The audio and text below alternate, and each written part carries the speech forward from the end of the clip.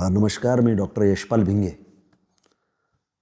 प्रत्येक व्यक्तीला एका विशिष्ट वयामध्ये कुठल्या ना कुठल्या आदर्श अशा व्यक्तीच्या जीवनाची प्रेरणा लागत असते. मला चांगलं आठवतं आहे की आम्ही ज्या वेळेला चळवळीमध्ये काम करत होतो, विद्यार्थी दशेमध्ये होतो, त्यावेळेला माधवराव पाटील शेळगावकर यांची अनेक भाषणं ऐकलेली आहेत. आपल्या पुढची पिढी ही समाजाच्या उन्नतीसाठी कष्ट घेते, हे ज्या वेळेला आपण संस्कारक्षम वयामध्ये पाहत असतो, त्यावेळेला तशा प्रकारची आपल्याला पण ऊर्जा मिळत असते आणि आपल्यावरती तसे संस्कार होत असतात. माधवराव पाटील शेळगावकर हे मुळातले शेतकरी चळवळीतून आलेले. शेतकऱ्यांच्या प्रश्नांच्या संदर्भामध्ये अतिशय अभ्यासपूर्ण अशा पद्धतीनं ते व्यक्त होतात. आजही ते वाचतात, आजही खूप चांगल्या पद्धतीनं ते व्यक्त होतात. आज वयाची 80 वर्ष ते पूर्ण करतायत आणि आजच्याही काळामध्ये त्यांची ऊर्जा पाहिली तर आपण स्तिमित होऊन जातो. मी त्यांची भाषणं वेगवेगळ्या खेड्यात ऐकलेली आहेत. राष्ट्रीय सेवा योजनेमध्ये सुद्धा वेगवेगळ्या शिबिरातून ते भाषणं करायची. त्याचबरोबर त्यांच्या काही मुलाखती मी पाहिल्या. त्यांची मनोगत शेतकऱ्यांच्या वेगवेगळ्या प्रश्नाच्या अनुषंगानं वर्तमानपत्रातून येत असत.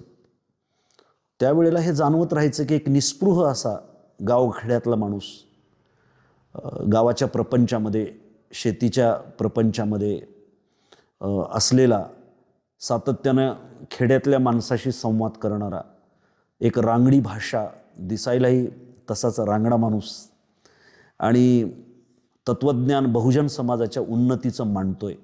हे चालतं बोलतं एक विद्यापीठ असल्यासारखं आम्हाला त्या काळामध्ये भासायचं. आणि आपल्या अवतीभोवती अशी माणसं आहेत, हे खरं तर आपल्या जीवनातली सगळ्यात मोठी श्रीमंती असते असं मी मानतो. आणि त्या अर्थानं आम्ही श्रीमंत आहोत.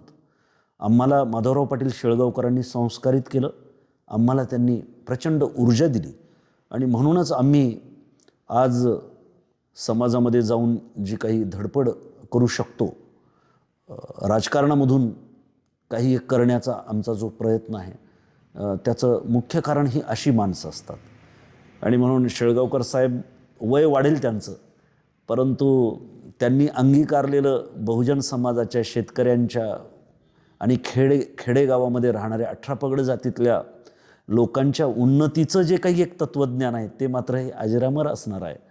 आणि ज्या ज्या वेळेला ग्रामीण भागामध्ये हागणदारी मुक्ती हा विषय येतो, त्या वेळेला महाराष्ट्रामध्ये सर्वप्रथम आपल्याला माधवराव पाटील शेळगावकर आठवतात. या लोकचळवळीवरती आपली अमीट अशी मुद्रा माधवराव पाटील शेळगावकरांनी उमटवलेली आहे. कुठल्याही पदाचा, कुठल्याही राजकीय सत्तेचा त्यांनी कधी सोस बाळगलं नाही.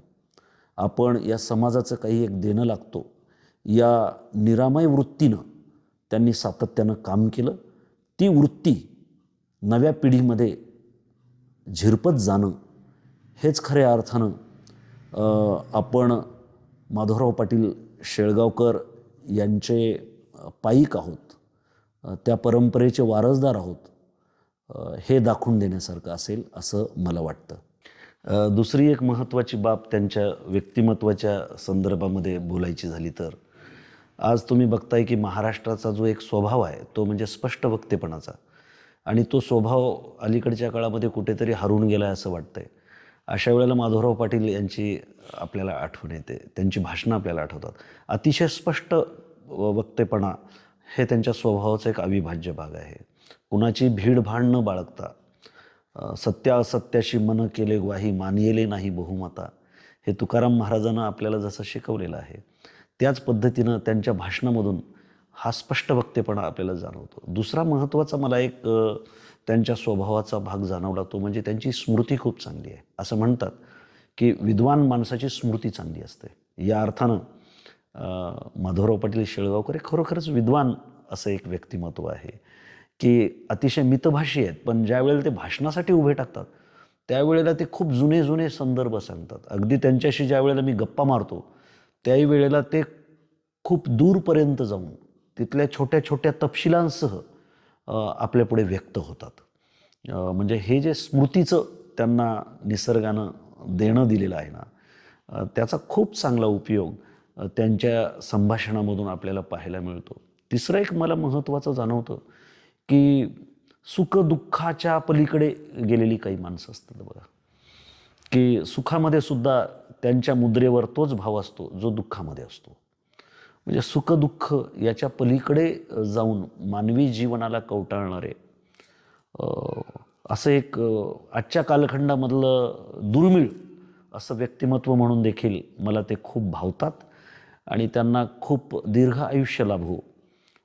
त्यांच्या जीवनामध्ये त्यांनी जी काही स्वप्न बघितलेली आहेत, जो काही ध्येयवाद बाळगलेला आहे, तो ध्येयवाद आणि त्यांची सगळी स्वप्न पूर्ण व्हावं अशा सदिच्छा या निमित्तानं मी त्यांना देतो. धन्यवाद.